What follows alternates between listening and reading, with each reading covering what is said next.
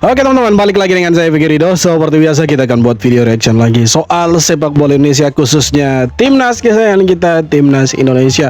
So seperti apa videonya? Tanpa basa-basi, tanpa lama-lama, mari kita simak sama-sama. Let's go.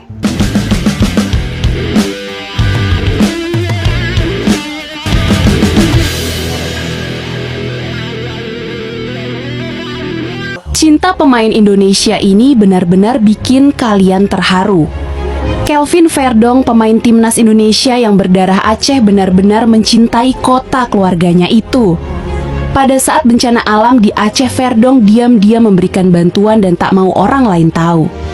Dan kali ini dalam sebuah wawancara, Verdong berkata ia akan mengunjungi keluarganya di Aceh dan mencari sela waktu di tengah padatnya jadwal bersama Los Chilil. Cinta. Itulah orang Indonesia di luar. Walaupun sudah lama mereka di luar, tapi mereka tetap cinta dengan Indonesia. Karena ya mereka tahu, mereka sadar bahwa mereka punya darah Indonesia.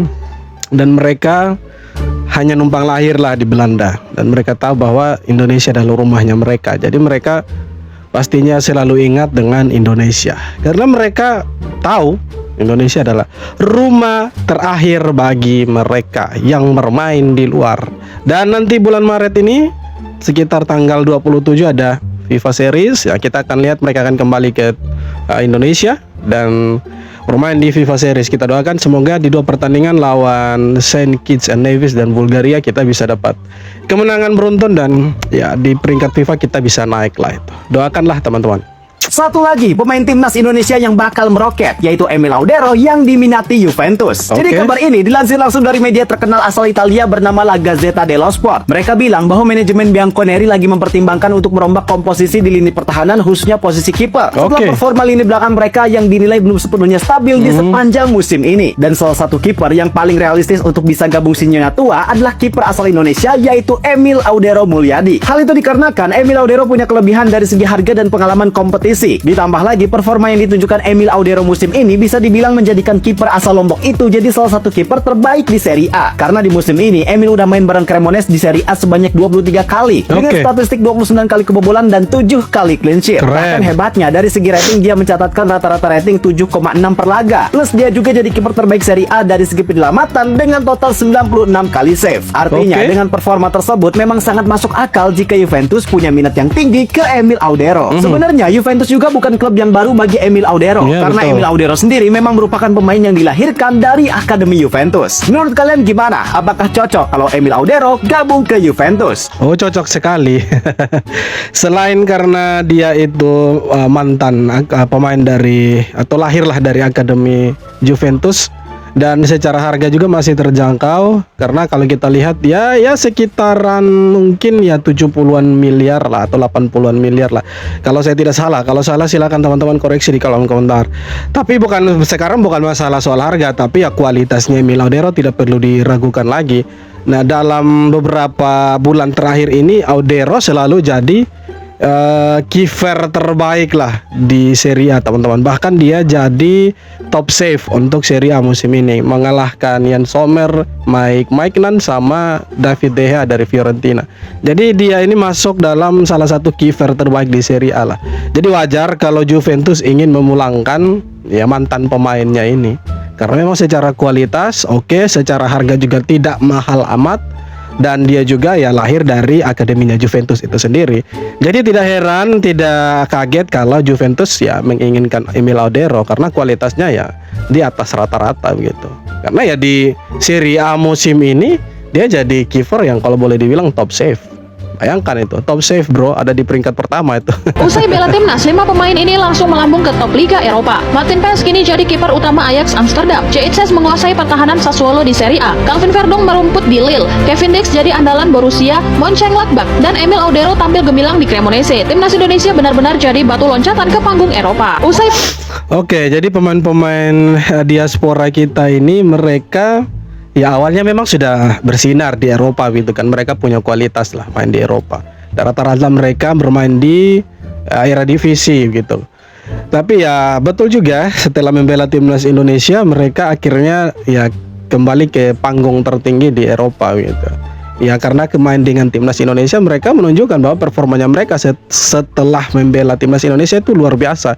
Makanya setelah habis kualifikasi Piala Dunia kemarin mereka kembali ke Eropa, itu mereka langsung dikontrak sama klub-klub besar. Contohnya Emil Audero di Cremonense, Martin Pas dari MLS FC Dallas ke Ajax Amsterdam, ya kan. Kemudian Kelvin Verdong ke Los Lille, Kevin Dix ke Borussia Mönchengladbach, JITS ke Sassuolo. Jadi setelah membela timnas di kualifikasi Piala Dunia kemarin ya, klub-klub ini lihat, oh pemain-pemain Indonesia ini rupanya tidak kaleng-kaleng. Makanya dipakailah mereka, dikontraklah mereka dengan harga yang tidak sedikit karena kualitasnya luar biasa gitu. Keren kan? Keren lah. Di saat ada mbak-mbak yang menyesal terlahir sebagai WNI, di Eropa ada bintang sepak bola yang bangga jadi WNI. Martin Paes, kiper yang sekarang main di Ajax Amsterdam ini ngomong kalau dia bangga dan nunjukin rasa terima kasihnya menjadi WNI karena berdampak besar buat karirnya di sepak bola. Nonton bola gratis, klik link di bio gua. Martin Paes ngerasa karirnya makin naik level setelah dinaturalisasi timnas Indonesia. Dia jadi lebih matang, lebih siap hadapin pressure, dan lebih tahan banting. Ini nunjukin kalau main buat Indonesia tuh bukan sekadar kebanggaan, tapi juga tempat lo ditempa jadi pemain yang lebih kuat dan yang pasti berdampak besar buat peningkatan karirnya di Eropa. Gimana menurut lu pada nih ngelihat perjuangan Martin Paes buat bikin bangga bangsa ini, sedangkan ada mbak-mbak yang menyesal dan bahkan udah nginjek-nginjek harga diri bangsa ini? Tulis di komentar ya. Tidak apa-apalah, terserah dia lah, mau nginjak-nginjak bangsa lah, mau ngomong apalah, urusan dia lah. Ya walaupun ya tidak dibenarkan juga begitu kan, karena dibiayai sama pajak masyarakat ya. Tapi ya kembali lagi Martin Paes dengan pemain-pemain yang lain ya, mereka banggalah bisa menjadi WNI begitu. Walaupun ada orang yang tidak bangga, terserah mereka lah. Intinya kita bangga jadi WNI begitu. Dengan segala kekurangannya, dengan segala kelebihannya kita harus tetap bangga gitu. Karena ya di sinilah kita lahir, mau di mana lagi gitu kan. Kita lahir potong pusat ya di Indonesia. Apakah kita harus membanggakan negara lain? Kan tidak begitu. Jelek-jelek ya tetap negara sendiri kan begitu. Ya kalau kita lihat Martin Paes memang luar biasa lah pemain ini. Awalnya dia itu diragukan lah. Kenapa diragukan? Karena harus melewati yang namanya sidang CAS begitu kan. Karena ada potensi bahwa dia tidak bisa membela timnas Indonesia. Karena walaupun neneknya itu lahir di Jawa, lahir di Indonesia, tapi dia menurut aturan sebenarnya tidak eligible. Tetapi ya setelah memenangkan sidang CAS, si Martin Paes akhirnya bisa main untuk timnas Indonesia dan dinyatakan legal, eligible bermain untuk timnas Indonesia. Dan ya saya tidak habis pikir lah kalau Martin Paes waktu itu dinyatakan tidak sah bermain untuk timnas Indonesia, mungkin ya kita sampai sekarang mungkin ya, tidak ada di ronde keempat lah. Mungkin kita tidak akan ada ronde keempat karena ada Martin Paes di lini belakang. Ya saya pikir ya kiper kita, lini pertahanan, bahkan gawang kita akhirnya aman lah. Kita yang nonton juga akhirnya aman gitu. Bukan berarti kiper-kiper lokal tidak bagus ya, bagus. Tapi dengan adanya Martin Paes itu lebih bagus lah. Kita punya gawang jadi lebih aman.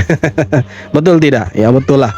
Kita punya gawang jarang kebobolan, walaupun lawan Jepang 6-0, lawan Australia 5-1 tidak masalah. Intinya semenjak dijaga sama Martin Paes, Emil Audero, kita lebih aman gitu, lebih yakin lah kalau gawang kita tidak kebobolan, kira-kira gitu.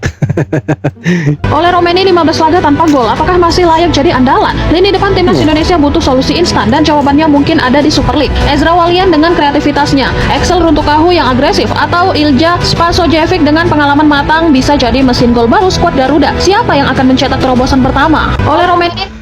Oke, sekarang kita striker ini lagi, ya memang butuh striker ya. Indonesia lagi butuh striker. Ya betul, oleh Romeni ini 15 pertandingan tanpa gol. Wajar bro, 15 pertandingan mainnya starter tidak kan begitu. Jarang loh starter dia lebih sering main sebagai cadangan itu pun mainnya menit 60-an 70-an. Jadi kalau tidak cetak gol pun ya saya pikir ya wajar karena ya tidak dikasih kesempatan lebih begitu. Ezra Walian di Liga 1 mungkin ya bagus lah, oke lah, punya catatan gol yang melebihi oleh Romeni. Tapi perlu diingat, Divisi 2 Liga Inggris dengan Liga 1 Indonesia itu tidak setara. Bahkan mungkin Liga 1 Indonesia itu di bawahnya Divisi Championship Inggris. Jadi kalaupun Ezra Walian bermain di sana, belum tentulah dia bisa cetak gol sebanyak dia bermain di Liga 1 begitu. Nah, cetak gol di Liga 1 kemudian itu tidak bisa dijadikan pembanding bahwa dia akan menjadi pilihan menggantikan oleh Romeni. Pertanyaannya, dia siap tidak main untuk timnas? Walaupun sekali lagi ini catatan, Ezra Walian juga salah satu pemain naturalisasi. Oke, salah satu pemain naturalisasi timnas Indonesia.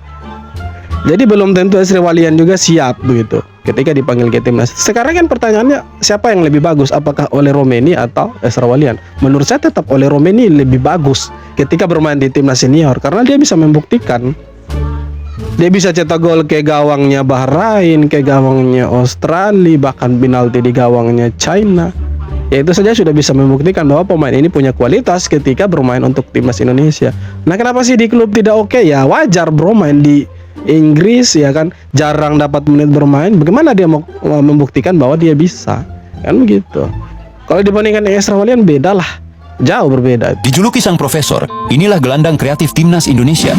Tom Jan Marinus Haye adalah pemain kelahiran 9 Februari 1965, lahir di Amsterdam, Belanda. Tom Haye adalah pemain jebolan Akademi AZ Alkmaar, dengan banyaknya pemain-pemain berbakat yang lahir di akademi itu. Seperti contoh ada Moussa Dembele, Ron Vlaar, dan banyak lagi. Tom Haye dikenal sebagai pemain dengan visi main yang tenang, cerdas, dan sering mengatur tempo di lini tengah. Tak heran ia dijuluki sebagai The Professor saat ia bermain. Selama karirnya, Tom Haye telah membela banyak klub top di Belanda. Yes, betul. Seperti contoh, ia pernah membela klub AZ Alkmaar, ADO Den Haag, Willem II, SC Heerenveen, dan NAC Breda. Hingga pada akhirnya, Tom Haye berlabuh ke klub Indonesia, yakni Persib Bandung. Tom Haye pula dikenal sebagai pemain spesialis bola mati. Ia mempunyai kemampuan tendangan jarak jauh dan eksekusi bola mati yang cukup berbahaya, baik dari tendangan bebas maupun situasi set piece. Jadi, julukan The Professor bukan hanya isapan jempol semata, dan pada tahun 2024, Tom Haye dinaturalisasi timnas Indonesia dan menjadi bagian penting lini tengah timnas Indonesia hingga kini. Betul, dia jadi bagian penting dari lini tengahnya timnas Indonesia. Karena semenjak ada Tom Haye di tengah, dia tandem dengan Joy Pelupesi, tandem dengan Ivar Yener, itu lini tengah kita lebih hidup lah. Karena motor serangan dari lini tengah itu Tom Haye. Betul, dia layak disebut The Professor untuk timnas Indonesia. Karena kalau tidak ada si Haye di tengah, itu terlihat sekali permainannya timnas Indonesia dari tengah itu agak sedikit kurang bukti. Apalagi waktu kita lawan Cina, Tom Haye masuk sebagai cadangan. Ya, lini tengah kita hancur-hancuran, ya kan. Penghubung antara lini belakang dan lini depan itu seperti tidak ada, putus. Nah, tapi ketika Haye masuk, itu permainan kita jauh lebih hidup, lebih agresif. Dan ya terbukti dia bisa cetak gol kayak gawangnya China waktu itu. Dan ya semoga di pertandingan berikutnya ini kita main di FIFA Series, Tom Haye bisa menunjukkan magisnya. Walaupun bermain di Persib di Liga 1, tapi saya yakin itu tidak mengurangi kehebatannya dia lah untuk timnas Indonesia nantinya. Semoga. Mode Wakabayashi, Paes catatkan clean sheet pertamanya bersama Ajax. Martin Paes jalani laga keduanya bersama Ajax melawan Pixel di Liga Belanda. Dalam laga itu terdapat momen unik dari Paes. Karena merasa silau akibat sinar matahari, dia memilih untuk menggunakan topi di tengah laga. Dengan mode bertopi layaknya Wakabayashi itu, Paes melakukan 2 kali save krusial. Namun meski sudah mode Wakabayashi, dia nyaris blunder fatal. Di menit ke-65 saat mencoba build up, umpan jauhnya di blok lawan dan bola muntah hampir jadi gol. Untung Paes bisa menyelamatkan bola muntah itu. Laga sendiri berakhir 0-0 dan Paes dapat rating tertinggi di laga itu dengan nilai 8,3 sekaligus clean sheet pertamanya bersama Ajax. Seandainya waktu itu blundernya itu jadi gol untuk lawan, habislah sudah Paes. Oh, itu dia akan dikritik habis-habisan. Mati sudah. Untung saja ya clean sheet itu 0-0, berani kalah habis. Itu pasti dikritik mati-matian itu. Iran mundur timnas Indonesia auto ke Piala Dunia. Emang iya? Pertanyaan paling sering muncul adalah posisi Indonesia. Secara regulasi, peluang Indonesia untuk langsung menggantikan Iran tergolong sangat kecil. Betul. Prioritas utama selalu diberikan kepada tim yang paling dekat secara prestasi. Dalam hal ini, UEA dan Irak memiliki legitimasi yang jauh lebih kuat dibanding Indonesia. Betul. Indonesia memang mencatat kemajuan dengan lolos hingga putaran keempat kualifikasi zona Asia. Namun mereka finish di posisi ketiga grup B di bawah Arab Saudi dan Irak. Ya, jadi secara regulasi sebenarnya timnas Indonesia tidak bisa ke Piala Dunia. Itu jelas begitu. Jelas. Tapi kemarin saya baca ada satu tulisan, Indonesia sebenarnya bisa ke Piala Dunia. Dengan perang Iran, Israel dan juga Amerika sebenarnya ada keuntungan untuk timnas Indonesia. Kalau tapi ada syaratnya. Ada syarat yang harus dibayar. Jadi tidak semudah membalikan telapak tangan, Indonesia harus ke Piala Dunia begitu. Bisa ke Piala Dunia. Walaupun Iran itu tidak bermain nanti di Piala Dunia atau katakanlah mereka mengundurkan diri, Indonesia tidak bisa main di Piala Dunia. Yang bisa main ke sana itu Irak sama Uni Emirat Arab. Indonesia bisa ke sana bagaimana caranya? Kalau Uni Emirat Arab dan juga Irak itu diserang sama Iran habis-habisan. Ya, itu baru Indonesia bisa ke sana. Ya, dengan misalkan ya diserangnya Irak dan Uni Emirat Arab, pastinya itu akan mengganggu stabilitasnya mereka dan sepak bola mereka juga pasti akan terganggu kan. Nah, otomatis mereka juga tidak bisa diikut sertakan di Piala Dunia karena kan ketegangan politik. Jadi Indonesia bisa nyusul ke Piala Dunia. Ya, tapi itu 0,01% dari 99% lah, dari 100% lah. Indonesia agak sulit lah untuk ke Piala Dunia. Karena memang aturannya akan dikasih ke negara-negara yang secara poin, secara prestasi di atasnya Indonesia.